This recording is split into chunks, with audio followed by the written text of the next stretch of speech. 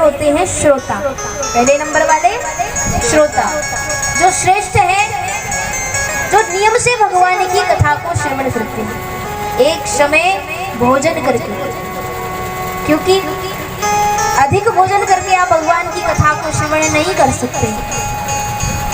जो श्रेष्ठ में आते हैं ना श्रोता जो है, वो एक समय भोजन करके भगवान की कथा को श्रवण करते हैं नियम से।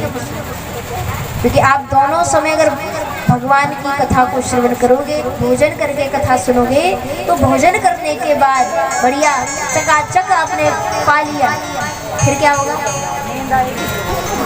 क्या होगा? नींद आएगी। आनंद आएगा। नींद। अच्छा, बढ़िया चकाचक भोजन करके कथा सुनोगे तो आनंद आएगा। नींद नींद हाँ, नींद आएगी। नृंदा देवी आई तो मामला गड़बड़। इसीलिए कहा है एक समय भोजन करके भगवान की कथा को श्रवण करो। हाँ, अगर शरीर में किसी के परेशानी है, बीमार है, जैसे किसी को शुगर आदि है, भूखे नहीं रह सकते, तो वो दोनों समय भोजन करके भगवान की कथा को श्रवण कर सकते हैं।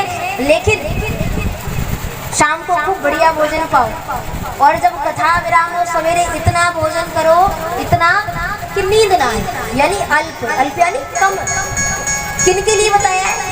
जिनको शरीर में कोई बीमारी है, शुगर आदि है, भूखा नहीं रह सकते, उनके लिए ये साधन बताया है। बाकी कि आप स्वस्थ हो, बढ़िया है, तो एक समय भोजन करके भगवान की कथा सुनो, शरीर भी ठीक रहेगा और मन भी अच्छा रहेगा, है ना? जो श्रेष्ठ है, नियम से कथा श्रवण करें, वो हो गए श्रोता। दूसरे नंबर के आते हैं सरोता। सरोता कौन?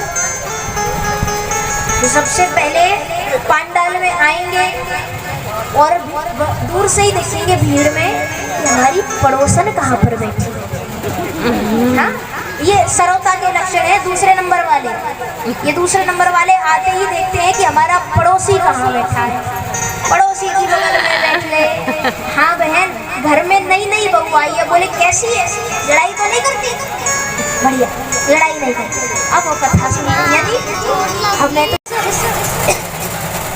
बांस के अंदर धुंधकारी विराजमान हुआ, वो सप्त ग्रंथि बांस, 7 ग्रंथि। कथा कितने दिन की होती है? 7 दिन। प्रथम ग्रंथि में बैठा, बड़े सुंदर भाव से प्रथम दिवस की कथा सुनी। कथा प्रथम दिवस की जैसे विराम हुई तो प्रथम ग्रंथि फट जाती है। दूसरी में आया, दूसरे दिन की कथा श्रवण करी, दूसरे ग्रंथि फट गई।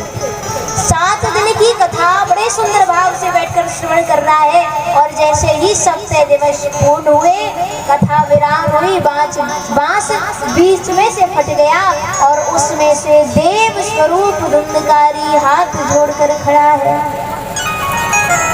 जो बांस के अंदर जो पहले विराजमान हुआ था, ऐसा भयानक प्रेत था कि उसको देखते ही किसी के प्राण निकल गए। लेकिन जैसे ही भगवान की कथा को श्रवण करके बांस बीच में से फटा, तो ऐसा लग रहा है मानो कोई देव हो। अद्भुत प्रकाश चमक रहा है, धुंधकारी सामने खड़ा है। भैया, तुम्हारी बड़ी कृपा मुझ पर हुई, यदि आप नहीं होते तो न जाने मेरा क्या होता, मेरा उद्धार कैसे होता। बार बार धुंधकारी गोकर्ण जी महाराज को प्रणाम कर रहा है। धुंधकारी के लिए आकाश मंडल से बड़ा सुंदर पुष्पक विमान आने लगा। उस पुष्पक विमान में बड़े सुंदर सुंदर भगवान के पार्षद विराजमान। धुंधकारी से कहते हैं, आओ आप हमारे इस विमान में विराजमान है। गोकर्ण जी महाराज ने कहा, महाराज ये क्या हो रहा है? भगवान के पार्षद से कहते हैं, कथा सुनी है ना धुंधकारी ने, इसीलिए इनका मोक्ष हो गया, इसीलिए इनको मुक्ति मिल गई, हम इन्हें लेने के लिए आए। गोकर्ण जी महाराज ने कहा, यदि वास्तव में कथा श्रवण करने से मुक्ति मिलती है तो यहाँ पर बैठे 1000 लोगों ने भी तो कथा सुनी, केवल धुंधकारी के लिए विमान क्यों आया? विमान तो फिर सबके लिए आना चाहिए था। तो भगवान के पार्षद कहते हैं, महाराज कथा श्रवण करने में यदि भेद हो तो कथा के फल में भी भेद आ जाता है। कथा के फल में भेद आने लगता है। क्यों? क्योंकि कथा श्रवण करने में भी आप भेद कर रहे हैं। भेद कैसा? ध्यान से सुनना। एक बार प्रेम से कह दो, और धीरे बोलो। कोई बात नहीं, आज पहला दिन है ना, तो हम पहले दिन जैसे कहीं जाना हो तो हमें शर्म लगेगी, प्यास कितनी भी तेज लगी हो, पर आप कहोगे नहीं पानी पिला दो, जल पान करा दो, नहीं कहोगे, क्यों? शर्म लगी। तो ये भी पहला दिन है, कोई बात नहीं भैया। लेकिन कहते हैं भगवान के दरबार में शर्म नहीं करी जाती है, तो यहाँ पर शर्म नहीं करनी।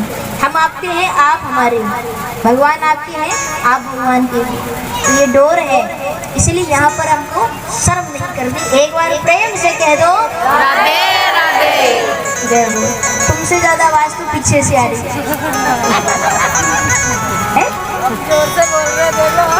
व्रत होगा आज माताओं का है। एक बार प्रेम से कह दो, राधे राधे। जय हो।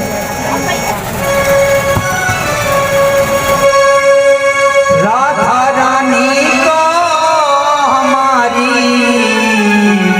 श्यामा प्यारी को,